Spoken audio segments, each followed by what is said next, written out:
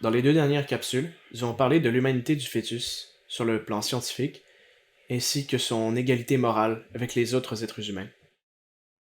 En répondant aux objections faites par les pro-choix, j'ai délibérément laissé de côté une catégorie d'objections en particulier, celle des situations difficiles dans lesquelles la mère peut se retrouver.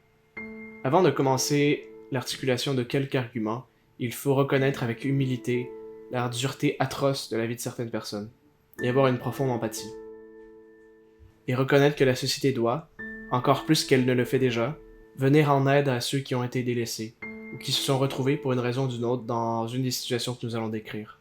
La position que nous allons défendre aujourd'hui ne vise pas à minimiser la valeur de certaines expériences, mais à rappeler la valeur qui semble avoir été complètement oubliée de la personne la plus vulnérable et la plus victimisée dans un avortement, l'enfant à naître. Quand on pense à des situations extrêmes qui pourraient justifier un avortement, un exemple nous vient immédiatement en tête, les cas de viol.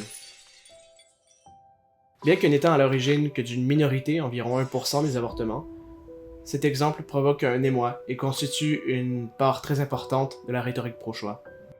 Mais tout en reconnaissant l'horreur du crime, et en appelant à la punition légale de pleine ampleur de celui qui l'a commis.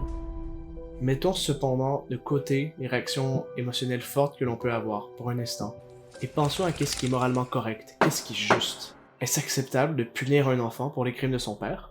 Au Canada, la peine de mort a été abolie en 1976, ce qui signifie que le violeur ne sera jamais puni de mort par le système, parce qu'on considère que cette punition-là serait trop sévère.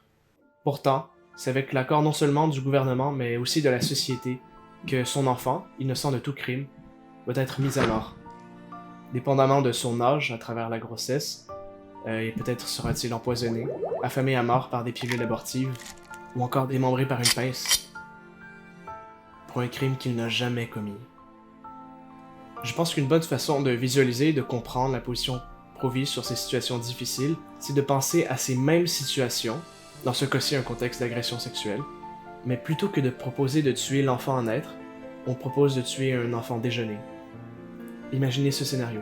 Une femme tombe enceinte à la suite d'un crime atroce qui est le viol.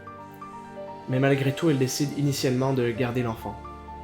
9 mois plus tard, elle donne naissance, et en regardant son enfant pour la première fois, elle remarque une ressemblance entre celui-ci et le géniteur. Étant incapable de supporter cette ressemblance-là, elle décide de brutalement mettre fin à la vie du nouveau-né en le démembrant et en cachant son corps.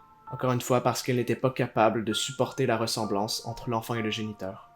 Je vous le demande, cet acte est-il justifié? Devrait-il être légal? Est-ce qu'un crime justifie un autre crime? Je pense que l'on peut tous s'accorder pour dire que non, tout en reconnaissant et en comprenant l'ampleur du traumatisme par lequel la femme est passée. On ne peut pas complètement oublier la valeur et les droits de l'enfant. S'il est inacceptable de tuer un nouveau-né à cause des crimes de son père, pourquoi est-il acceptable de tuer le même enfant, pour les mêmes raisons, simplement quelques semaines, quelques mois plus tôt? Aussi difficile qu'est la situation du viol, ou n'importe quelle infortune qui a pu accabler la personne tentée par l'avortement, elle n'est donc aucunement un justificatif pour celui-ci.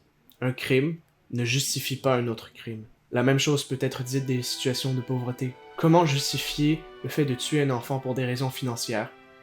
Que l'enfant soit à l'intérieur ou à l'extérieur du ventre de sa mère, qu'est-ce que ça change exactement?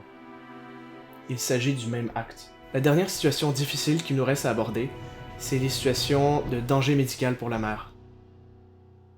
Plus spécifiquement quand la vie de la mère est en danger. Admettons que l'enfant est égal en droit et en dignité avec sa mère, et que sa vie ne devrait jamais être sacrifiée pour quoi que ce soit de moindre, qu'arrive-t-il lorsque la vie du fœtus, la vie de l'enfant à naître, et la vie de sa mère semblent être en contradiction, et que l'on se retrouve dans un dilemme entre les deux? Puisque cette situation seule est digne d'une capsule entière, c'est ce dont nous allons parler la semaine prochaine. Je vous remercie de votre écoute.